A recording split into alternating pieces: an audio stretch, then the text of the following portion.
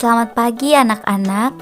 Hari ini kita belajar materi PKLH Pendidikan Kebersihan Lingkungan Hidup bab 1 Manfaat Air. Mari kita memulai pembelajaran kita untuk hari ini. Bagian A, manfaat air bagi kehidupan. Air adalah sumber kehidupan dan dari air semua makhluk hidup dijadikan.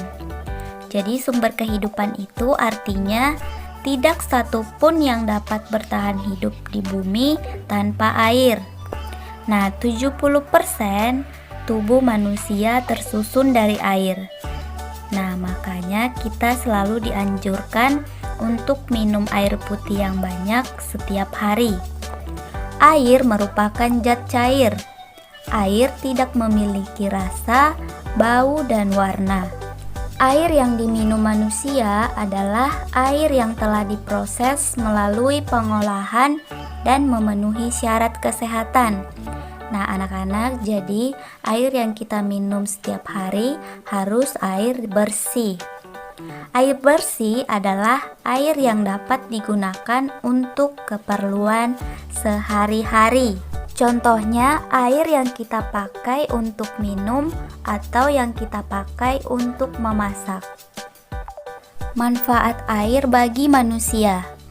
Yang pertama, air digunakan untuk keperluan rumah tangga.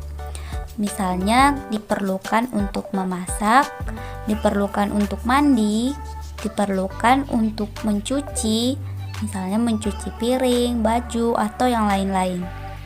Yang kedua, air juga digunakan untuk keperluan industri, misalnya seperti bahan baku minuman kemasan dan pembangkit tenaga listrik. Selanjutnya, air dapat digunakan untuk pariwisata, contohnya seperti rekreasi dan olahraga. Nah, olahraganya misalnya seperti berenang, lari, dan olahraga yang lainnya. Kemudian, air juga bermanfaat untuk transportasi, pertanian, perkebunan, dan peternakan. Selanjutnya, manfaat air bagi hewan. Yang pertama, hewan butuh air untuk minum. Yang kedua, hewan butuh air untuk bertahan hidup. Dan yang ketiga, hewan butuh air sebagai tempat tinggal atau sebagai tempat mereka hidup. Contohnya seperti hewan katak ataupun buaya, dan juga hewan yang hidup di dalam air.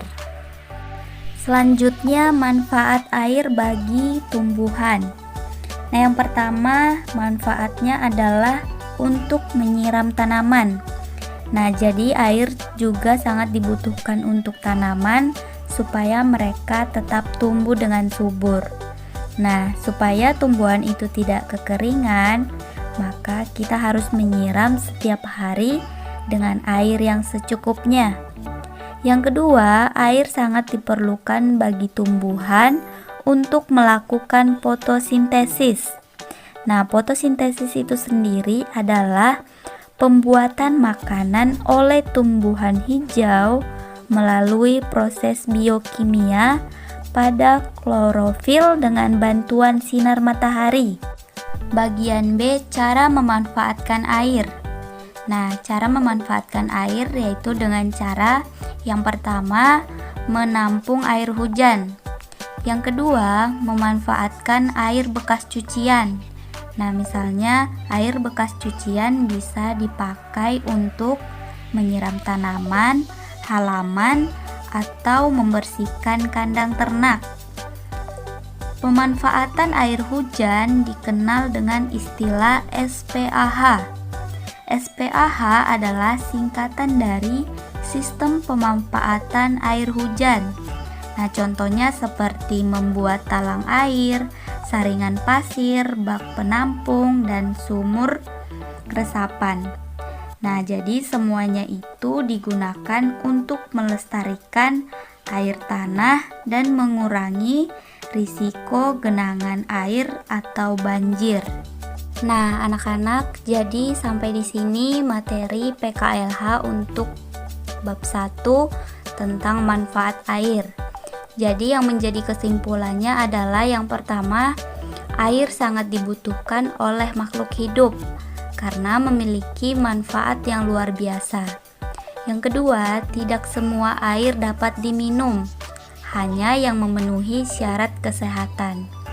Yang ketiga, lakukan hal kecil yang dapat menyelamatkan ketersediaan air, seperti yang pertama, tidak membuang sampah sembarangan. Yang kedua, melakukan penghijauan. Yang ketiga, menghemat penggunaan air. Dan yang keempat, menjaga dan melestarikan lingkungan. Nah, anak-anak, sampai di sini materi pembelajaran PKLH kita untuk hari ini.